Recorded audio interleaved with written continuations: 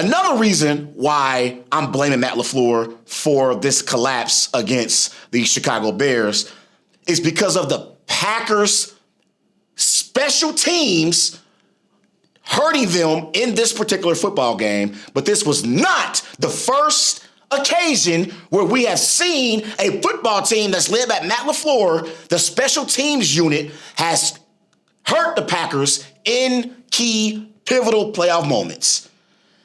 In this particular game, and this is the other person who deserves blame for this collapse, is Brandon McManus. Brandon McManus, he missed not one, but 2 field goals, a 44-yarder in the fourth quarter. The Packers had a 44-yard field goal opportunity for Brandon McManus. The score was 27-24. If you make the field goal, you go up 30-24, and even if the Bears score, you're only down 1 point. So on the final possession, all you need is a field goal to win the game. And Brandon McManus goes up there and completely misses a 44-yard field goal that could have put the Packers ahead by 6 points. Not only that, he missed a 55-yard field goal attempt to end the half. But I don't blame him that much for that one. That's a long field goal. But the 44-yard missed field goal with 2 minutes and 56 seconds left to go in the game, that cannot happen, Brandon. And then when the Packers scored a touchdown in the fourth quarter, they scored a touchdown. Matthew Golden scored a touchdown. They went up 27-16. Brandon McManus missed the extra point. So even if you miss both of your field goals, Brandon, you missed the extra point. If you make the extra point, when the Bears scored their touchdown, instead of it being 31-27, it would have been 31-28. And Brandon missed the extra point. So he missed 2 field goals and an extra point, which is 7 points that costed the Packers in this pivotal playoff game. 7 points. Brandon McManus, we should have left his ass on the south side of Chicago. He should not have been allowed back on the flight to Green Bay. He should have been left in Chicago in the south side, because that is absolutely ridiculous at that key pivotal moment in the football game. And again, I got to give Matt Lafleur some of that blame as well, because this is not the first time where we have seen the Packers special teams unit fail them in a playoff game. It happened in 2021 at Lambeau Field. Packers have a 10-3 lead over the 49ers. This was in the Aaron Rodgers era. This is in the divisional round of the playoffs. Packers are up 10-3.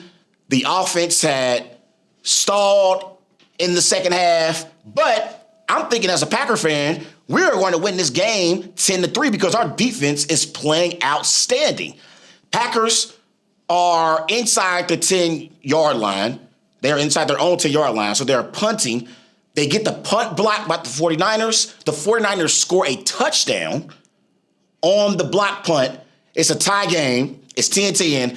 And then the 49ers kick a game-winning walk-off field goal. And then it happened in 2023. In 2023, the Packers have a 21-17 lead over the 49ers in the divisional round yet again. This time, it's under 7 minutes left to play in the game. It's Anders Carlson. He misses a 41-yard field goal that would have given the Packers a 24-17 advantage over the 49ers, and they would have had a 7-point lead heading into the final 6 minutes of that game. So we have seen on multiple occasions during the Matt Lafleur era as Packers head coach where the special teams unit has failed the Green Bay Packers in key pivotal playoff moments.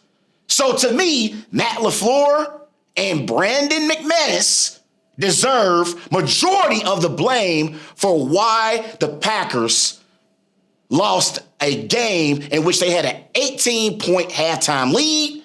And even heading into the fourth quarter, they had a 21-6 lead over the Chicago Bears.